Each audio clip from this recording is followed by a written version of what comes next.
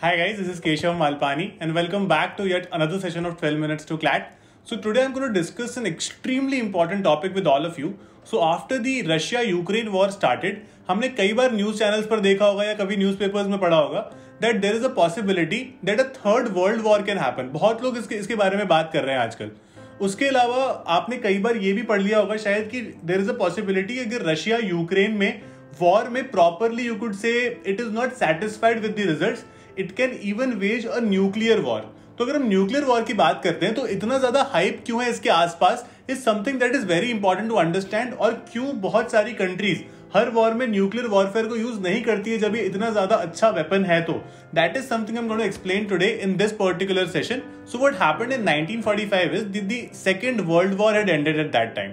तो जब world war and हुआ था सेकंड टाइम पर, तो वहां पर 6th और 9th August in 1945 US had actually dropped 2 nuclear bombs on 2 Japanese cities called Hiroshima and Nagasaki.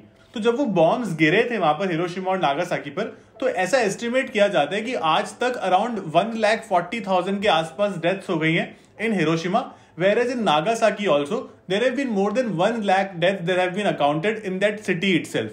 ठीक है, इतने सारे लोग एक बॉम्ब फटने से मर गए थे.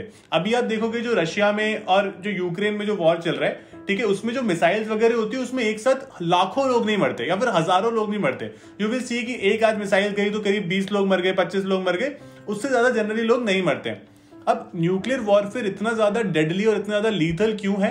बिकॉज यहां पर जो एनर्जी क्रिएट होती है उस वॉर से वो लोगों को इतना ज्यादा जला देती है that there is no way to escape it also. अगर आप उस सिटी में हो तो कोई चांस ही नहीं है कि आपको वहां पर कोई भी हॉस्पिटल उसको ट्रीट कर सकता है. तो वहां पर माना जाता है जब नागासाकी और हिरोशिमा की जो मोस्टली हॉस्पिटल्स भी थे ना, वो सब भी इसकी चपेट में आ गए थे at that point in time and nobody could do anything about it.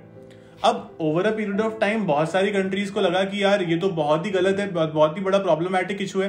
Because nuclear warfare के साथ क्या होता है, जो मैंने आपको फिगर बताया ना 1.4 लाख और 1 लाख वाला, ये तो हमने क्वांटिफाई कर लिया, ये तो हमको पता है, बट इसके इतने लॉन्ग टर्म इफेक्ट्स होते हैं. तो 1945 के बाद में more than 75 years have passed to Hiroshima and Nagasaki incident. आज तक वहां पर आप देखोगे जनरल जो डिजीजेस होती है ना, लाइक कैंसर रेट्स ज्यादा हैं, प्रेग्नेंट वुमेन में मिसकैरेजेस वहां पर ज्यादा हैं, ल्यूकेमिया जिसको हम ब्लड कैंसर कहते हैं वहां पर ज्यादा हो जाता है. ठीक है, लंग डिजीजेस बहुत ज्यादा है. तो ये जो लॉन्ग टर्म इफेक्ट्स हैं ये तो इतने करोड़ों लोगों के साथ हैं that we do not even quantify that. तो दीज काइंड ऑफ वॉर्स पूरी की पूरी सिटीज तबाह कर देते हैं and they have the potential that if used in any other war it could lead to the end of human race as well. That is why इनका इतना hype है.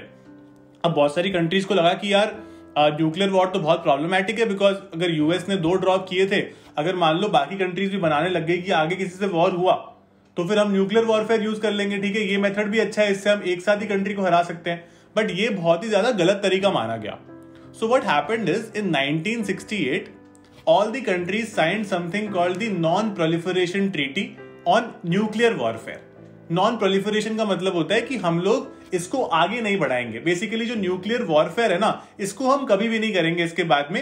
And 190 countries till date has signed this particular treaty. तो 1968 में ये sign हुआ था and it came into force in 1970. तो तब से लेके अभी तक कोई भी कंट्रीज न्यूक्लियर वेपन्स को नहीं बना सकती है. बट इसमें एक एक्सेप्शन है. इसमें क्या एक्सेप्शन है कि जो 5 कंट्रीज है particularly which is called the P5 countries, जो यूनाइटेड नेशन सिक्योरिटी काउंसिल के 5 परमानेंट मेंबर्स हैं, तो उसको P5+1 कंट्रीज बोलते हैं. ठीक है, जो कि न्यूक्लियर वेपन्स बना सकती हैं. तो P5 कंट्रीज कौन सी है? They are US, UK, China, Russia and France. And +1 में आता है जर्मनी. तो ये 6 कंट्रीज को सिर्फ राइट्स है कि वो न्यूक्लियर वेपन्स बना सकते हैं और बाकी कोई भी कंट्रीज न्यूक्लियर वेपन नहीं बना सकती.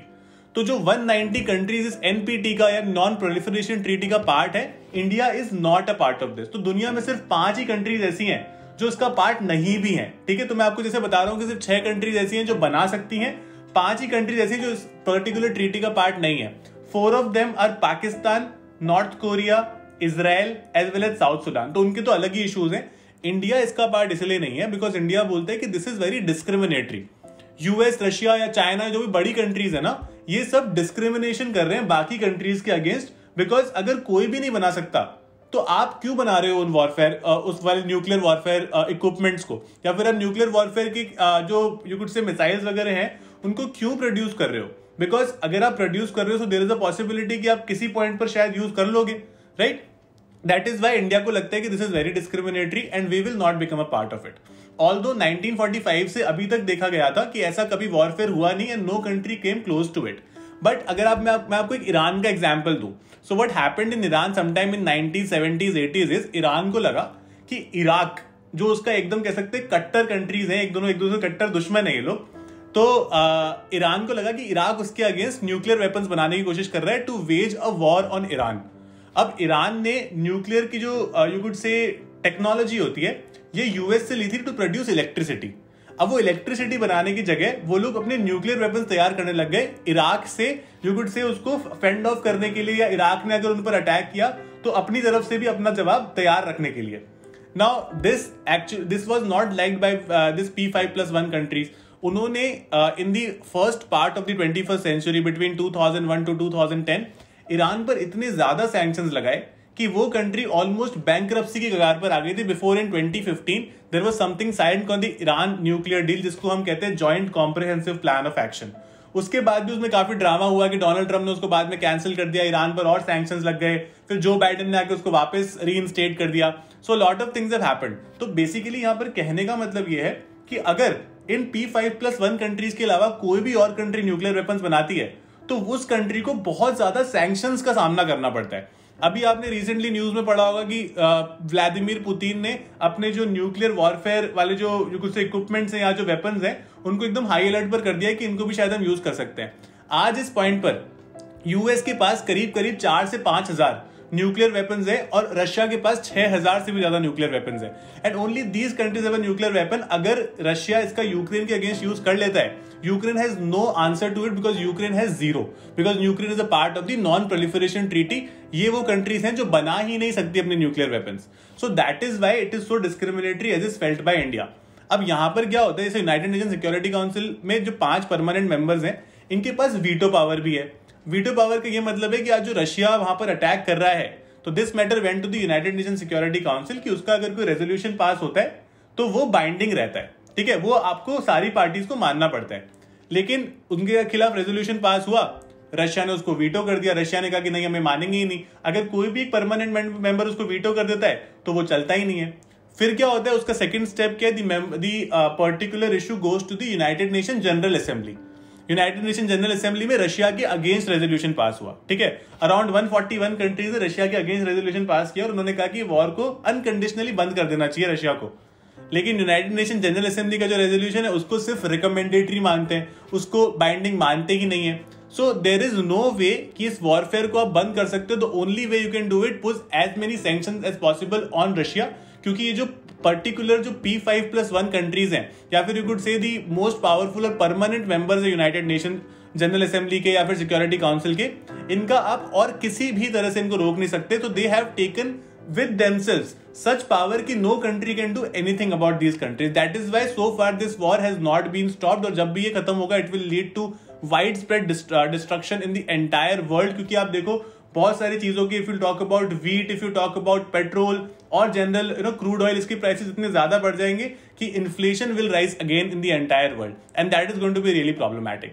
So these kind of important and serious issues with all the factual analysis we discuss on Unacademy as well. I think you guys will know that I've been teaching on Unacademy. You can join my classes there as well. Okay, I take a free class every single day at 9:15 PM at least on all the weekdays.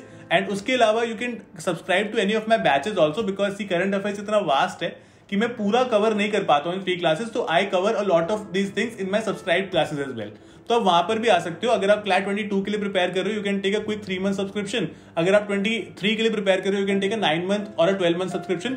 दोनों के लिए similar link है, आपको description से मिल जाएगा. You can in fact use my code Keshav live and get 10% off on all the Unacademy subscription. I'll be very happy to guide you for CLAT 22 or for 23 जिस भी साल के लिए आप प्रिपेयर कर रहे हो. All the best guys, prepare well, understand this topic in complete detail. It's one of the most important topics in the last, I would say 5 or 7 years at least for CLAT 22 or 23 aspirants, क्योंकि आगे भी ये चलता रहेगा.